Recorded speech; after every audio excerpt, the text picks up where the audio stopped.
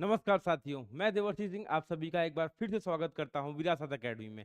आज हम लोग लेके आ गए हैं एक इंफॉर्मेटिव वीडियो आपके लिए।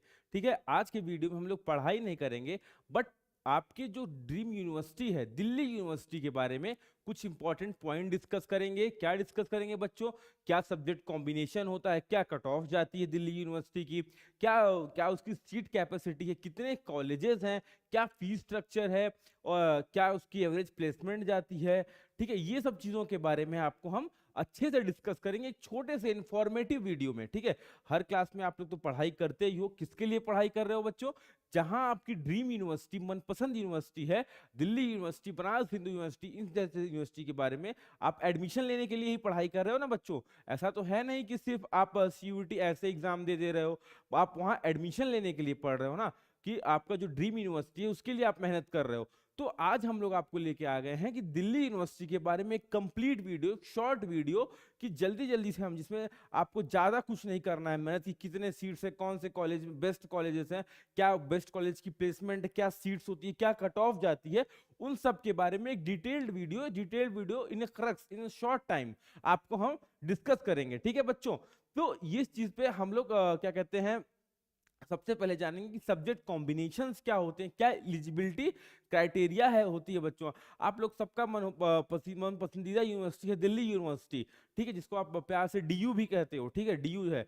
तो वहां पे जाने के बाद आपका क्या पर्सनालिटी डेवलपमेंट होगा, एक अच्छा इन्वायरमेंट आपको मिलेगा, क्या चीजें मिलेंगी, उसके साथ अदर आप चीजें क्या एक्स्ट्रा करिकुलर करोगे वहां पे जाने के बाद, आपके नेचर में, आपके पर्सनालिटी में क्या चेंजेस आएंगे, ये सब चीजें वहां के इन्वायरमेंट में आपको अच्छी अच्छी चीजें देखने को मिलेगी। One of the best Delhi university है हमारी दिल्ली यूनिवर्सिटी। ठीक है, ये क्या कहते हैं ये, और इसमें आपको एडमिशन लेने का क्राइटेरिया क्या है? सीयूईटी दो आप एग्जाम दोगे, आप उसके बाद उसमें सीधा एडमिशन पाओगे उसके कॉलेजेस में बच्चों। ठीक है, तो आज की वीडियो में सिर्फ हम लोग दिल्ली यूनिवर्सिटी के बीकॉम ऑनर्स, जो बहुत ही पॉपुलर कोर्स है, ठीक है बच्चों, बहुत ही पॉपुलर कोर्स है बीकॉम ऑनर्स, उसके बारे में बात करने जा रहे हैं। ठीक है, बहुत ही शॉर्ट वीडियो रहेगा, आप लोग एकदम बस 10 से 15 मिनट आप हमारे साथ समय दीजिए, सब चीजें बताएंगे आपको, और आपको मनचाही यूनिवर्सिटी में कैसे एडमिशन मिलेगा वो सब चीजें भी है आपको इसी प्लेटफॉर्म पे हम लोग साथ में लग के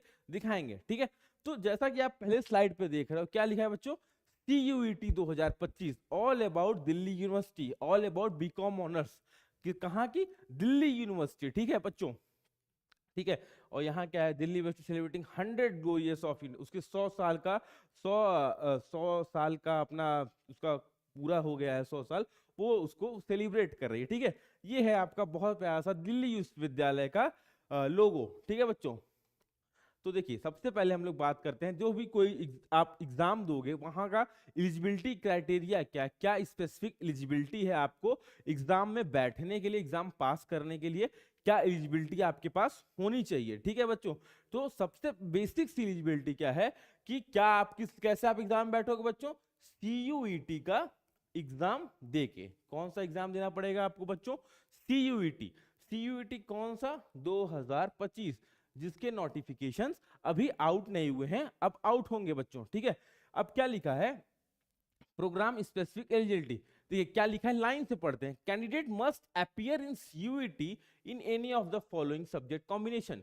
कैंडिडेट्स को सीयूईटी के any of the following subject combinations में बैठना होगा, मतलब जो नीचे कॉम्बिनेशन है उसमें कोई भी एक कॉम्बिनेशन चूज करके उसका एग्जाम देना पड़ेगा बच्चों। ठीक है, तो कोई कॉम्बिनेशन मतलब दो कॉम्बिनेशन है यहाँ पे, कॉम्बिनेशन 1 और कॉम्बिनेशन 2। ठीक है बच्चों, कॉम्बिनेशन 1 के तहत क्या आपको सब्जेक्ट देने पड़ेंगे, और कॉम्बिनेशन 2 के तहत आपके क्या सब्जेक्ट्स रहेंगे, क्या आपको सब्जेक्ट चूज करना पड़ेगा, ताकि आप मनचाहे यूनिवर्सिटी, दिल्ली यूनिवर्सिटी में अच्छे खासे नंबर के साथ एडमिशन पा सको।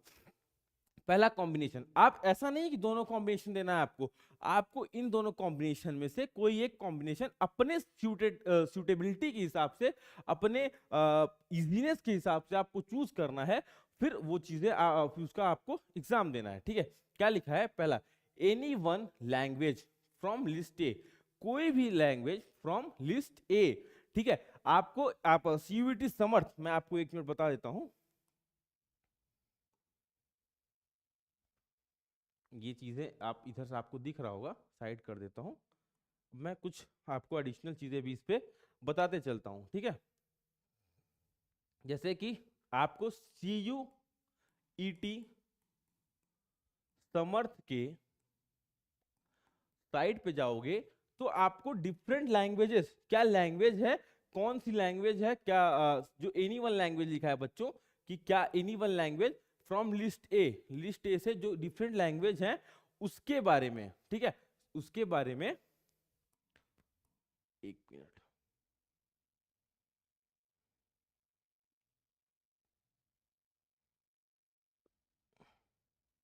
ठीक है, उसके बारे में आपको बता, any one language from list A कोई भी लैंग्वेज, हमारे पास डिफरेंट लैंग्वेजेस हैं, ठीक है। हमारे पास कितने लैंग्वेज है बच्चों, डिफरेंट डिफरेंट लैंग्वेज गिवन है हमारे CUET समर्थ के पोर्टल पे, डिफरेंट लैंग्वेजेस गिवन है। जैसे कि कन्नड़ हो गया, मराठी हो गया, असमीज हो गया। जो बच्चे जिस रीजन से आते हैं वो अपने हिसाब से अपना लैंग्वेज चूज कर लें।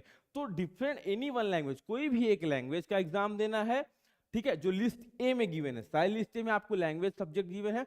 दूसरा क्या, मैथमेटिक्स, क्या गिवन है बच्चों, मैथमेटिक्स, मैथमेटिक्स या अप्लाइड मैथमेटिक्स हो, आपके साथ एक लैंग्वेज का एग्जाम देना है, एक अप्लाइड मैथमेटिक्स मतलब आपका सब्जेक्ट में एक मैथमेटिक्स का सब्जेक्ट हो, दूसरा plus any two subject out of which one should from list B1, कोई भी दो सब्जेक्ट आपको देना है जिसमें से आपको एक सब्जेक्ट आपका लिस्ट B1 से हो।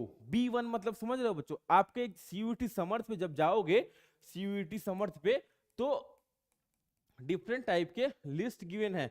मैं आपको सारे लिस्ट बताता हूं, ठीक है, अभी आएगा सब्जेक्ट कौन कौन से लिस्ट हैं। तो कोई भी वन सब्जेक्ट आपको B1 से चूज करना है, ऐसा है आप B1 से कोई भी दो सब्जेक्ट भी चूज कर सकते हो।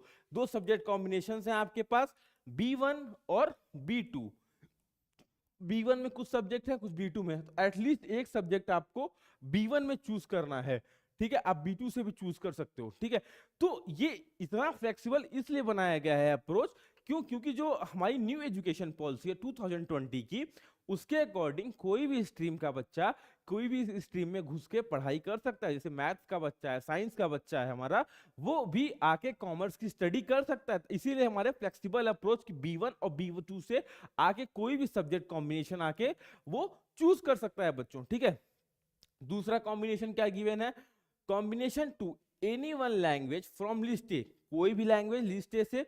बेसिकली जो हमारे बच्चे होते हैं इंग्लिश या हिंदी चूज करते हैं, ठीक है, बट उनके पास डिफरेंट ऑप्शन अवेलेबल हैं, वो अपने जिस लैंग्वेज सुटेबल है, जिसमें वो ज्यादा इजीनेस उनको फील होती है, जितना उनको आसान फील होगा वो चूज कर सकते हैं। बट मैं मैक्सिमम एक जनरलाइजेशन की बात करूं तो मोस्टली बच्चे हमारे हिंदी या इंग्लिश चूज करते हैं लैंग्वेज में। दूसरा क्या है, प्लस अकाउंटेंसी, अकाउंटेंसी मैंडेटरी है आपके लिए, अकाउंटेंसी रहे, plus any two subject which will list one should be from list B1, कोई भी एक सब्जेक्ट लिस्ट B1 से हो। तो मैं आपको अभी बता देता हूं कि B1 में कौन कौन से सब्जेक्ट हैं बच्चों। B1 में कौन कौन से मेन सब्जेक्ट है आपके बीकॉम के प्रोग्राम के लिए जो ज्यादा इंपॉर्टेंट है, और बीकॉम के लिए ज्यादा इंपॉर्टेंट है, और क्या कहते हैं बच्चों,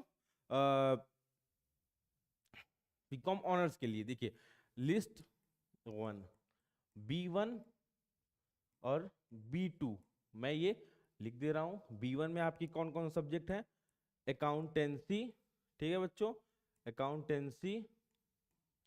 दूसरा है बिजनेस स्टडीज, बिजनेस स्टडीज। तीसरा है बच्चों इकोनॉमिक्स, और एक है मैथमेटिक्स। ये B1 के सब्जेक्ट्स हैं कुछ। और B2 के सब्जेक्ट्स में क्या क्या है आपका, जैसे आपका हो गया बिजनेस, एंटरप्रेन्योरशिप, और एक सब्जेक्ट कुछ और हो गया, जैसे बहुत बच्चे ऑप्शन में क्या लेते हैं, फिजिकल एजुकेशन। तो बच्चों ये हमारा डिफरेंट क्या कहते हैं, डिफरेंट सब्जेक्ट्स B1 लिस्ट 1 जो हमारा B1 दिया है, उसमें से B1 में कौन सब्जेक्ट है, B2 में कौन सब्जेक्ट है, ये दो B1 लिस्ट हमारी B1 B2 है।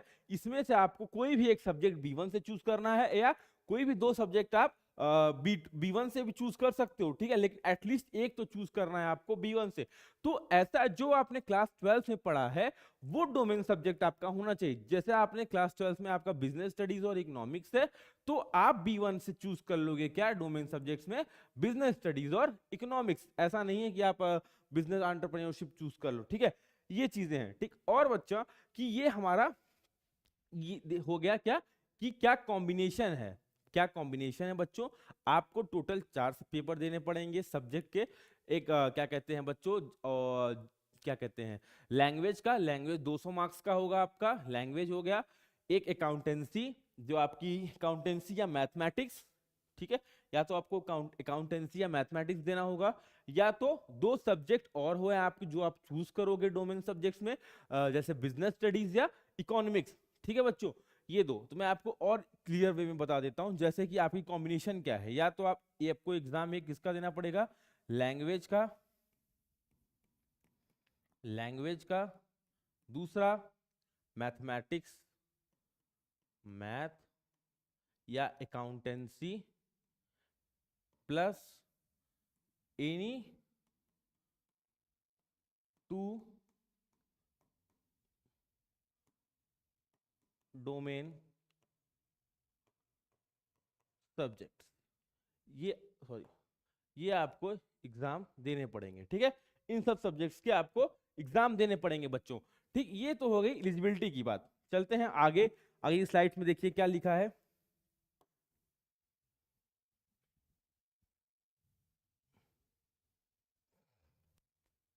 ठीक है, ये हो गया बच्चों एलिजिबिलिटी की बात। अगला क्या है, आगे की स्लाइड में देखते हैं न्यू चेंजेस क्या क्या इस बार CUET 2025 में 2025 में क्या नए बदलाव आए हैं। जैसे एग्जाम साल में एक बार होगा, CBT मोड में होगा, मतलब कंप्यूटर बेस्ड टेस्ट होगा। अगर ज्यादा फॉर्म आए तो ऑफलाइन में भी हो सकता है। चूज एनी सब्जेक्ट, चूज कोई भी सब्जेक्ट आप चूज करिए इरेस्पेक्टिव ऑफ क्लास 12। ऐसा नहीं है कि आप जो सब्जेक्ट आप क्लास 12 में पढ़ते आ रहे हो वही सब्जेक्ट आपको चूज करना हो। कोई भी सब्जेक्ट, कोई सा भी आप सब्जेक्ट चूज कर सकते हो। ड्यूरेशन एग्जाम का 1 घंटे का होगा, सारे क्वेश्चंस करने कंपलसरी होंगे आपको। निगेटिव मार्किंग 1 मार्क्स की होगी। NCERT बेस्ड सिलेबस होगा। मीडियम 13 एग्जाम के 13 लैंग्वेजेस होंगे मीडियम ऑफ एग्जामिनेशन। और जनरल एप्टीट्यूड जो जनरल टेस्ट चेंज करके क्या हो गया बच्चों, जनरल एप्टीट्यूड टेस्ट। पहले इसका नाम क्या था, जनरल टेस्ट, अब उसका नाम बदल के क्या कर दिया गया बच्चों, जनरल एप्टीट्यूड टेस्ट, ठीक है बच्चों। ये कुछ नए चेंजेस आए हैं हमारे, ठीक है। अब हम आपको दिखाते हैं कितनी सीट्स कैपेसिटी है हमारी डिफरेंट कॉलेजेस जो DU में आपके टोटल में आपको दिखा दूं कितने कॉलेजेस हैं। आप देखोगे 55 कॉलेजेस हैं टोटल, हमारे 55 कॉलेजेस DU प्रोवाइड करता है आपको बच्चों, 55 कॉलेज, ठीक है, जिससे आपको दिल्ली यूनिवर्सिटी की डिग्री मिलेगी, दिल्ली यूनिवर्सिटी की मान्यता मिलेगी आपको कि आपने कहां से BCom ऑनर्स किया बच्चों, DU से किया है। डिग्री आपको दिल्ली यूनिवर्सिटी से मिलेगी। आपको 55 कॉलेजेस से BCom ऑनर्स प्रोवाइड करता है। आपको मैं बता दूं अप्रोक्स 60,000 बच्चे इसके लिए ट्राई करते हैं बच्चों एग्जाम। 60,000 लोग इसको हर साल ट्राई करते हैं एडमिशन्स के लिए, ठीक है। तो जैसे आपको मैं सब कॉलेजेस में बताऊंगा नहीं, आप स्क्रीनशॉट ले लो कितने कितने सीट्स हैं, कितने कितने सीट्स हमारे पास है। आचार्य नरेंद्र देव कॉलेज, अदिति महाविद्यालय कॉलेज। बट इसमें कुछ कॉलेज हमारे जो DU के हैं वो सिर्फ फीमेल गर्ल्स के लिए रिजर्व करके रख दिए गए हैं कि वहां सिर्फ लड़कियों का होगा, ठीक है। जैसे कि लेडी श्री राम कॉलेज है, ठीक, ये सब हो गया। और भारती कॉलेज जहां WW लिखा है वो फॉर वुमेन्स ओनली है बच्चों, ठीक। जैसे मैं आपको एग्जांपल दे देता हूं कि आपका जो फेवरेट कॉलेज है, चलता हूं आपका ड्रीम कॉलेज, फेवरेट कॉलेज उस पर चल देता हूं।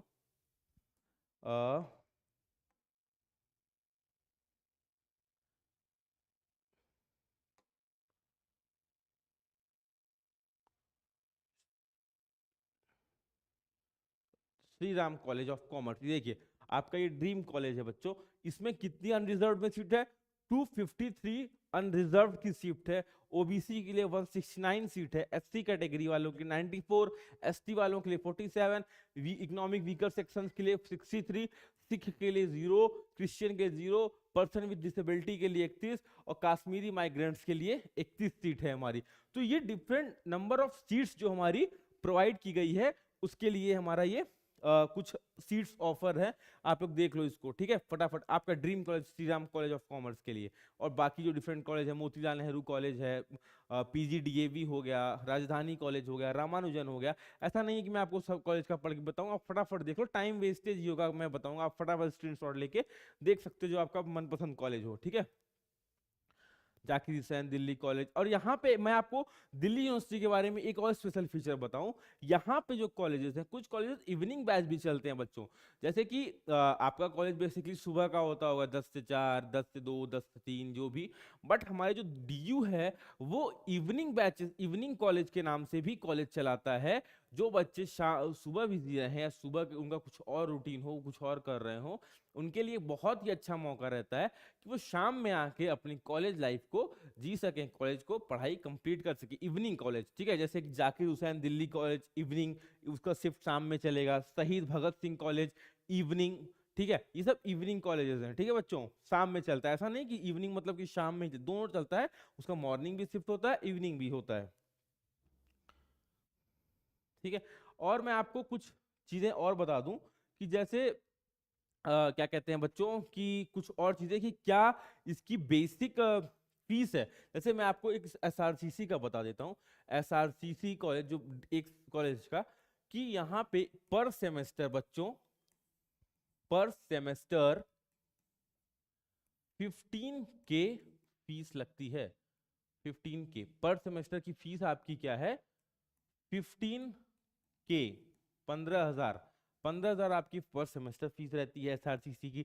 मैं आपको एसआरसीसी का लास्ट ईयर का हाईएस्ट प्लेसमेंट की अगर बात कर दूं, बीकॉम ऑनर्स के हाईएस्ट प्लेसमेंट वो बच्चों गई थी, एक बच्चे की गई थी कितनी, highest placement 30 lakh per annum.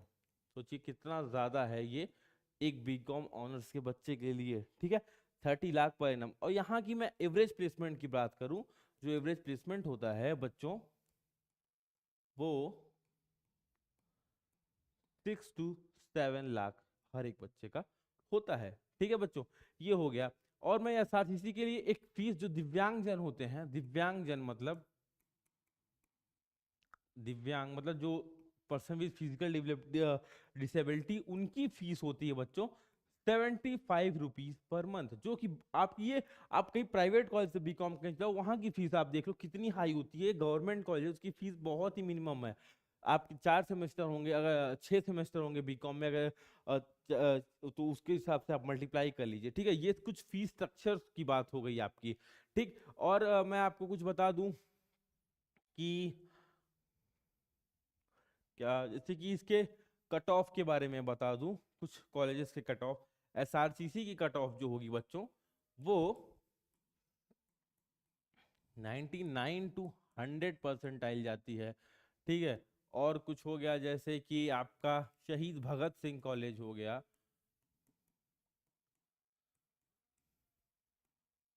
Bhagat Singh college, उसकी कट ऑफ जाती है बच्चों 98 परसेंटाइल तक जाती है। 99 टू 100 परसेंटाइल, परसेंटाइल और परसेंटेज में बच्चों अंतर होता है। ये चीजें आपको मैं अलग से क्लास में बता दूंगा क्या डिफरेंस होता है। तो ठीक है, तो एसआरसीसी की कट ऑफ के बाद हम लोगों ने आज की क्लास में क्या क्या डिस्कस किया, क्या डीयू के बारे में, क्या उससे सीट्स होते हैं, क्या सब्जेक्ट कॉम्बिनेशन, कितने नंबर आपको चाहिए, क्या वहाँ की फीस स्ट्रक्चर है बच्चों, ठीक है, क्या डिफरेंट कॉलेजेस, कौन कौन से कॉलेजेस हैं। तो आप लोग को अपनी इस ड्रीम यूनिवर्सिटी में जाने के लिए आपको हमारे साथ दिए हुए विरासत एकेडमी के प्लेटफॉर्म पे तैयारी करनी है। अच्छे से आप तैयारी करिए, विरासत एकेडमी की टीम आपके साथ हमेशा से लगी हुई है। नमस्कार साथियों।